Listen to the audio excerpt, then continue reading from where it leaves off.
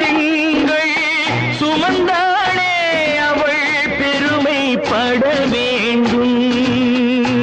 உன்னை பெற்றதனால் அவள் மற்றவராலே போற்றப்பட வேண்டும்.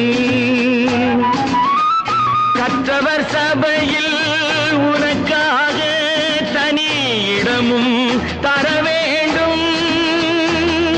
உன் கண்ணில் ஒரு துளி நீர் வந்தாலும் உலகம் அழ வேண்டும். நான் ஏன் பிறந்தேன், நாட்டுக்கு நலம் என்ன புரிந்தேன் என்று நாளும் பொழுதும் வாழும் வரையில் நினைத்திடு என் தோழா. நினைத்து செயல்படு என் தோழா, உடனே செயல்படு என் தோழா.